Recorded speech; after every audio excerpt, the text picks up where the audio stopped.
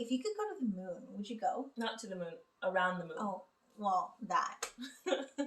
Because apparently that's what we're doing now. There's this article that came out about SpaceX, which is the company owned by Elon Musk. Apparently, they were going to be taking a spacecraft to the moon in 2023. Well, I keep saying to the moon, around the moon. It's like a there and back type trip. Mm-hmm. But yeah, the reason why this article even came up is because there's this Japanese billionaire who's taken upon himself to purchase 8 seats on this trip. And he has a kind of application process for any old person to apply and get a seat on this trip.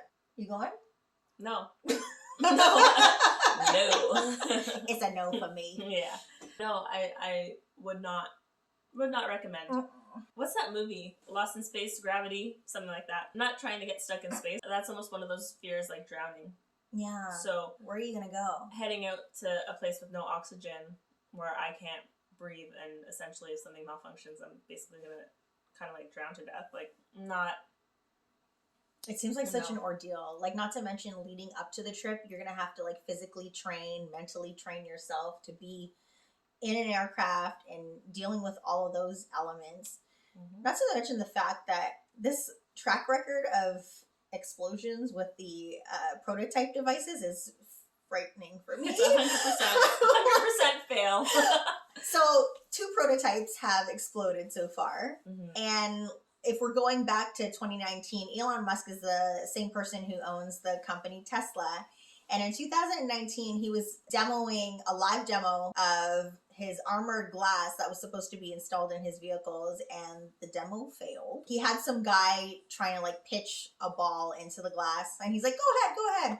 And then it goes like right to the glass, dents it in, and he's like, oh, it didn't break. Like, he's trying to salvage, but it was clear that the glass was not very strong. I mean, if a ball could get through it, pretty sure a bullet could have gone through that. So because of my knowledge of that event and hearing about these 2 exploding prototypes, yeah, I would not want to go. But somehow this billionaire seems to be okay with that. Yep. He thinks it's going to be a great experience. I think his inspiration was the picture of Earth from moon, or I think that's what it's called, sunset of the Earth set from the moon, something like that, from when they traveled to the moon. Yeah, I think his like main highlight of the trip is he wants to see the Earth from up above or whatever. But I feel like this whole trip is just really wasteful. Mm-hmm. I mean, he didn't disclose how much he spent on these 8 seats, but there's an approximation that it cost about $110 million. 110 million each, or for the 8 seats that he's 8 seats. Yeah. Mm-hmm. So basically, he's funding the project. Yeah, essentially. I feel like that money. I mean, who am I to tell somebody how to spend their money? But I feel like that's pretty selfish, pretty wasteful, considering, you know, that money could do so many other things for the planet that we actually live on, instead of using this money to go on an expedition to somewhere where, what is the point, really? I feel like the whole space exploration at this point in our planet's history, I guess we'll say, is irrelevant. We're struggling on Earth as is. We're struggling with things that are going to happen that may naturally happen, like the poles switching, or us making global warming speed up, right? Global warming was gonna happen either which way. Like, it's just, we've seen it in history, but we've sped it up. It's going faster. So we don't really have a future that's that far out. At this point, they keep saying like, oh, 100 years, 100 years. 100 years is a blink of an eye. It's one lifetime, essentially, at this point. Mm-hmm. We have all this money that we've made up anyway. Yeah. And we're using it to explore these places that take forever to get to, cost them millions of dollars to get to, and we can't even get there as humans yet. So why bother? Why bother? So what if Mars had people living on it at some point? So what? They're not there now. They messed it up. And there's that theory that that humans were the ones that messed it up, and then found Earth and saw that Earth was habitable, and then we moved here. Habitable is a word. I don't care. I'm gonna look it up. It's a word. But yeah, like, it doesn't make sense why we're going out when we should be using that money for stuff here. The other thing I was telling Simone related to the space thing is that back in the 90s they did it, and now we're doing it again. And it's kind of like, if you've ever seen the movie Biodome, it's kind of like that. So in the 90s they did Biosphere in the Arizona desert to replicate basically the conditions in Mars or on Mars, and then they built this biodome and they had an ecosystem in it, right?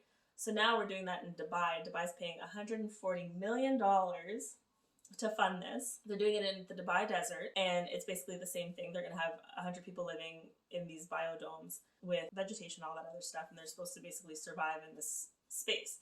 And then they're in the desert because it's so hot and no water thing and whatever, right? Basically, it's replicating the conditions on Mars. Well, the other thing that they're doing is they're going to 3D print it and use 3D printers. Why?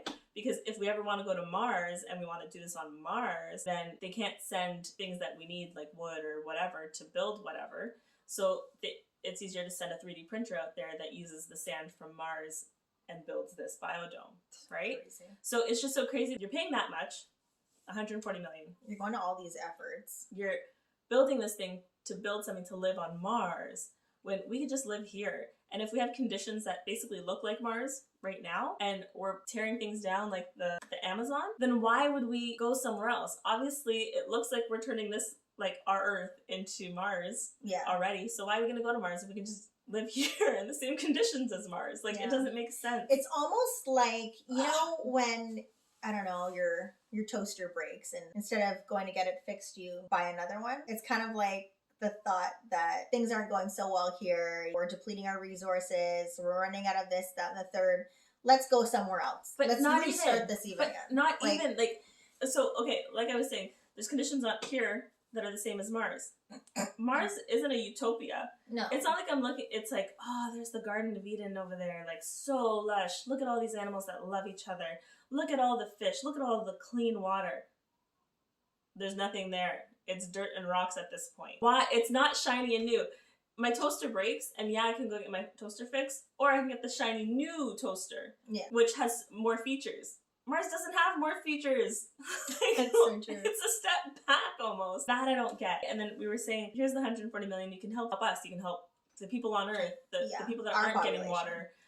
Like you were saying, the people that aren't getting water. Yeah, so there's like 800 million people in this world that don't have access to water. And all the money that they're funneling into these space projects could help with that project. And actually would probably be a little bit cheaper. Yeah.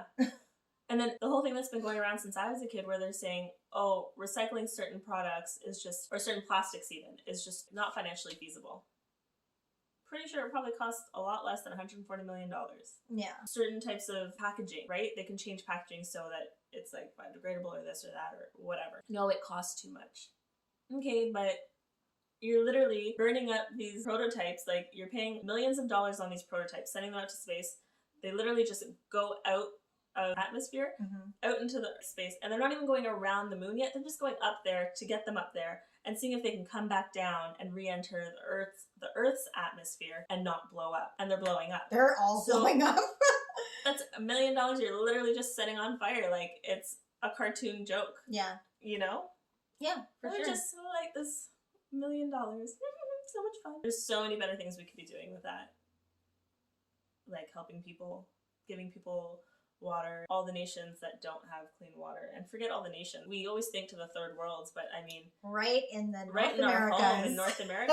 Look at all the places in the States that didn't have water access, clean water, power. Look at all the places in Canada, like all the reserves. Essentially, they're not getting any clean water. They're not getting any good resources, right? Yeah. I was reading a thing about how they were saying, oh, it's funny that we can build pipelines that have to go through the reserves, but we can't build a pipeline of clean water.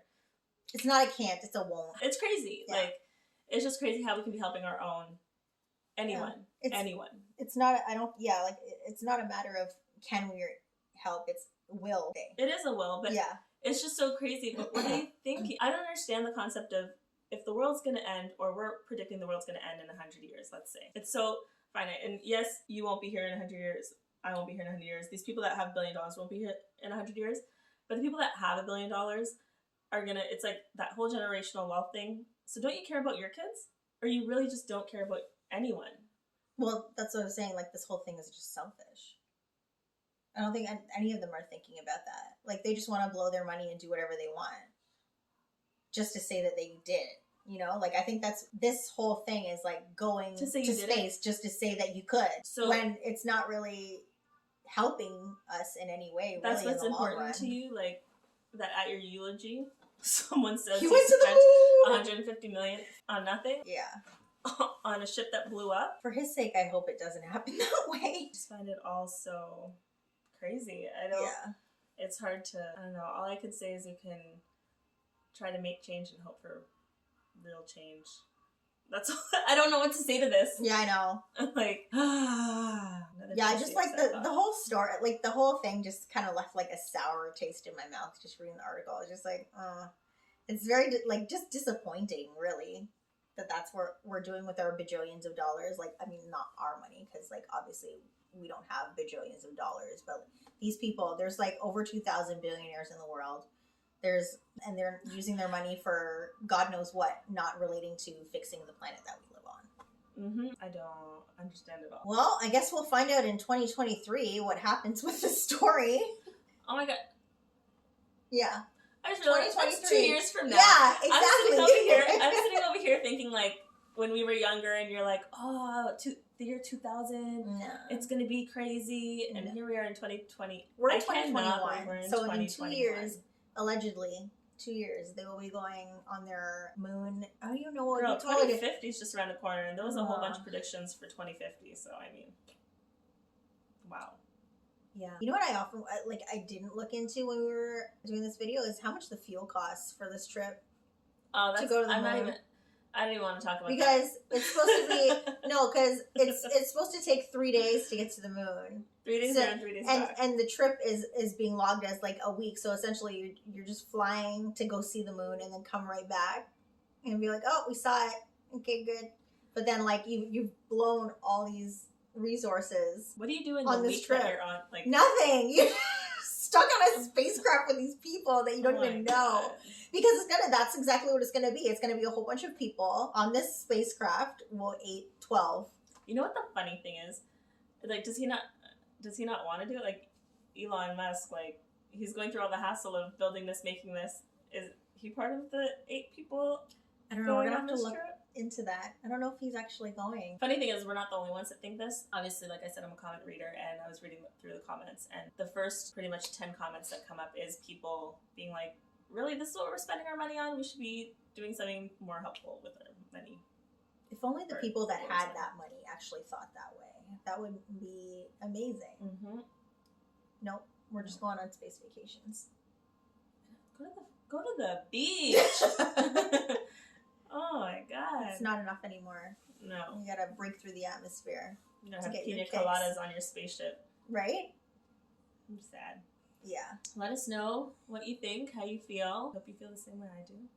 And if you don't, like, let us know. Tell me that too. Let us know in the comments down below. Let me know. We'd love to hear it. I'm always open to expanding my horizons, ideas. I don't know. You know, whatever goes on in my mind. Habitable mind. I'm looking it up. I don't care. Anyway, bye. Bye.